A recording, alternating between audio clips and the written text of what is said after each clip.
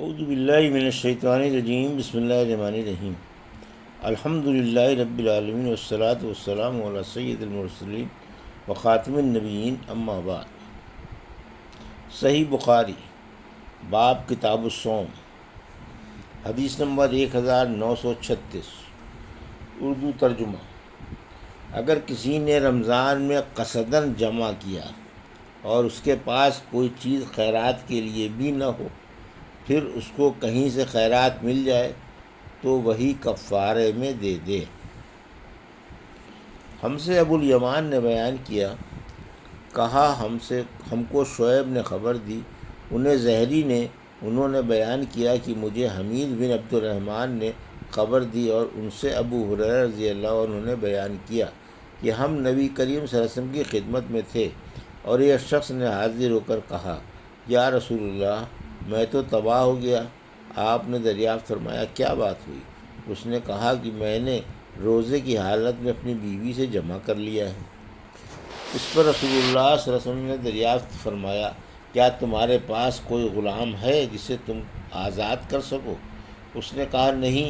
پھر آپ صلی اللہ علیہ وسلم نے دریافت فرمایا، کیا پے در پہ 2 مہینے کے روزے رکھ سکتے ہو؟ اس نے عرض کی نہیں۔ پھر آپ صلی اللہ علیہ وسلم نے پوچھا، کیا تم کو 60 مسکینوں کو کھانا کھلانے کی طاقت ہے؟ اس نے اس کا جواب بھی انکار میں دیا۔ راوی نے بیان کیا کہ پھر نبی کریم صلی اللہ علیہ وسلم تھوڑی دیر کے لیے ٹھہر گئے۔ ہم بھی اپنی اسی حالت میں بیٹھے ہوئے تھے کہ آپ کی خدمت میں ایک بڑا تھیلا عرق نامی پیش کیا گیا، جس میں کھجوریں تھیں۔ عرق اس تھیلے کو کہتے ہیں جسے کھجور کی چھال سے بناتے ہیں۔ آن صلی اللہ علیہ وسلم نے دریافت فرمایا کہ سائل کہاں ہے؟ اس نے کہا کہ میں حاضر ہوں۔ آپ صلی اللہ علیہ وسلم نے فرمایا کہ اسے لے لو اور صدقہ کر دو۔ اس شخص نے کہا، یا رسول اللہ، میں اپنے سے زیادہ محتاج پر صدقہ کر دوں؟ بخدا ان دونوں پتھریلے میدانوں کے درمیان کوئی بھی گھرانہ میرے گھر سے زیادہ محتاج نہیں ہے۔ اس پر نبی کریم صلی اللہ علیہ وسلم اس طرح ہنس پڑے کہ آپ کے آگے کے دانت دیکھے جا سکتے۔ پھر آپ نے ارشاد فرمایا کہ اچھا جا اپنے گھر والوں ہی کو کھلا دے۔ حدیث نمبر 1937، اردو ترجمہ۔ رمضان میں اپنی بیوی کے ساتھ قصداً ہم بستر ہونے والا شخص کیا کرے، اور کیا اس کے گھر والے محتاج ہوں تو وہ ان ہی کو کفارہ کا کھانا کھلا سکتا ہے؟ ہم سے عثمان بن نبی شیبہ نے بیان کیا، کہا کہ ہم سے جریر نے بیان کیا، ان سے منصور نے، ان سے زہری نے، ان سے حمید بن عبد الرحمن نے، اور ان سے ابو ہریرہ رضی اللہ عنہ نے کہ ایک شخص نبی کریم صلی اللہ علیہ وسلم کی خدمت میں حاضر ہوا اور عرض کی کہ یہ بد نصیب رمضان میں اپنی بیوی سے جمع کر بیٹھا ہے۔ آپ صلی اللہ علیہ وسلم نے دریافت فرمایا، تمہارے پاس اتنی طاقت نہیں ہے کہ ایک غلام آزاد کر سکو؟ اس نے کہا کہ نہیں۔ آپ صلی اللہ علیہ وسلم نے فرمایا، پھر دریافت فرمایا، کیا تم پے در پہ 2 مہینے کے روزے رکھ سکتے ہو؟ اس نے کہا کہ نہیں۔ آپ صلی اللہ علیہ وسلم نے پھر دریافت فرمایا، کیا تمہارے اندر اتنی طاقت ہے کہ 60 مسکینوں کو کھانا کھلا سکو؟ اب بھی اس کا جواب نفی میں تھا۔ راوی نے بیان کیا، پھر نبی کریم صلی اللہ علیہ وسلم کی خدمت میں ایک تھیلا لایا گیا جس میں کھجوریں تھیں، عرق نبیل کو کہتے ہیں۔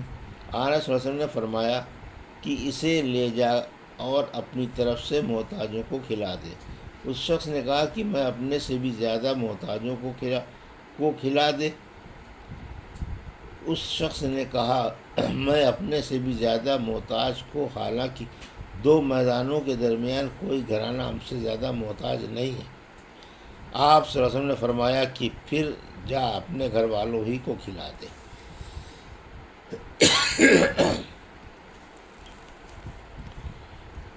حدیث نمبر 1938، اردو ترجمہ۔ روزے دار کا پوچھنا لگوانا اور قے کرنا کیسا ہے؟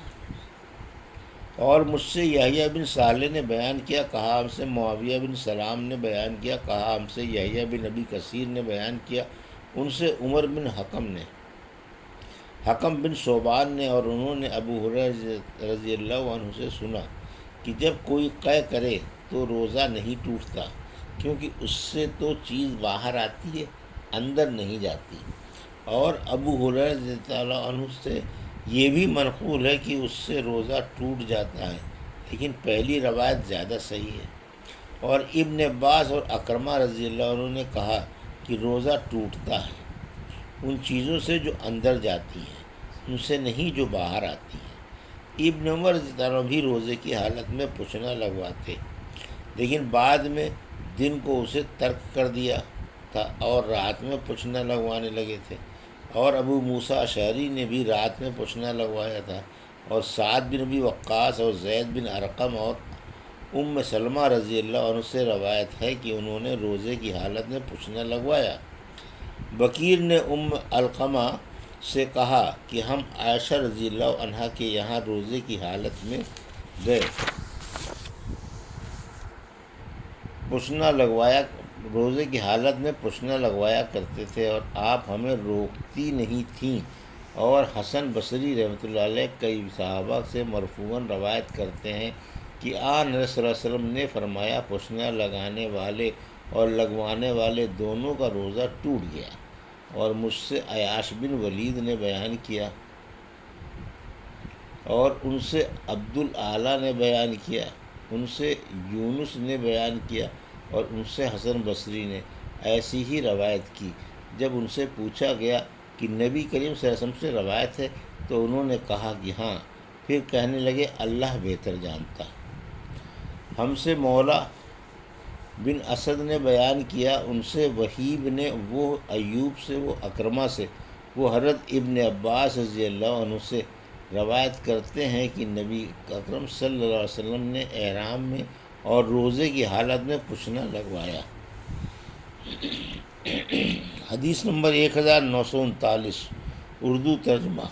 ہم سے ابو معمر عبداللہ بن عمری نے بیان کیا، کہا ہم سے عبد الوارث بن سعید نے بیان کیا، ان سے ایوب سختیانی نے بیان کیا، ان سے اکرمہ نے، اور ان سے ابن عباس رضی اللہ عنہ نے، نبی کریم صلی اللہ علیہ وسلم نے روزے کی حالت میں پوچھنا لگوایا۔ حدیث نمبر 1940 اردو ترجمہ۔ ہم سے عادب بن ابی ایاس نے بیان کیا، ہم سے شعبہ نے بیان کیا، کہا کہ میں نے ثابت بنانی سے سنا، انہوں نے انس بن مالک رضی اللہ عنہ سے پوچھا تھا کہ کیا آپ لوگ روزے کی حالت میں پوچھنا لگوانے کو مکروہ سمجھا کرتے تھے؟ آپ نے جواب دیا کہ نہیں، البتہ کمزوری کے خیال سے روزے میں نہیں لگواتے تھے۔ شبابہ نے یہ زیادتی کی ہے کہ ہم سے شعبہ نے بیان کیا کہ ایسا ہم نبی کریم صلی اللہ علیہ وسلم کے عہد میں کرتے تھے۔ حدیث نمبر 1941 اردو ترجمہ۔ سفر میں روزہ رکھنا اور افطار کرنا۔ ہم سے علی بن عبداللہ مدینی نے بیان کیا، کہا ہم سے صفوان بن عینیہ نے بیان کیا، ان سے ابو اسحاق سلیمان شیبانی نے، انہوں نے عبداللہ بن ابی اوفی رضی اللہ عنہ سے سنا کہ ہم رسول اللہ صلی اللہ علیہ وسلم کے ساتھ سفر میں تھے، روزے کی حالت میں آن رسول اللہ صلی اللہ علیہ وسلم نے ایک صاحب یعنی بلال رضی اللہ عنہ سے فرمایا کہ اتر کر میرے لیے ستو گھول لے۔ انہوں نے عرض کی یا رسول اللہ، ابھی تو سورج باقی ہے۔ آپ صلی اللہ علیہ وسلم نے فرمایا کہ اتر کر ستو گھول لے۔ اب کی مرتبہ بھی انہوں نے وہی عرض کی یا رسول اللہ، ابھی سورج باقی ہے، لیکن آپ کا حکم اب بھی یہی تھا، اتر کر میرے لیے ستو گھول لے۔ پھر آپ صلی اللہ علیہ وسلم نے ایک طرف اشارہ کر کے فرمایا کہ جب تم دیکھو کہ رات یہاں سے شروع ہو چکی ہے تو روزہ دار کو افطار کر لینا چاہیے۔ اس کی مطابقت جریر اور ابو بکر بن عیاش نے شیبانی کے واسطے سے کی، اور ان سے ابن ابی اوفی رضی اللہ عنہ نے کہا کہ میں رسول اللہ صلی اللہ علیہ وسلم کے ساتھ سفر میں تھا۔ حدیث نمبر 1942 اردو ترجمہ۔ ہم سے مسدد نے بیان کیا،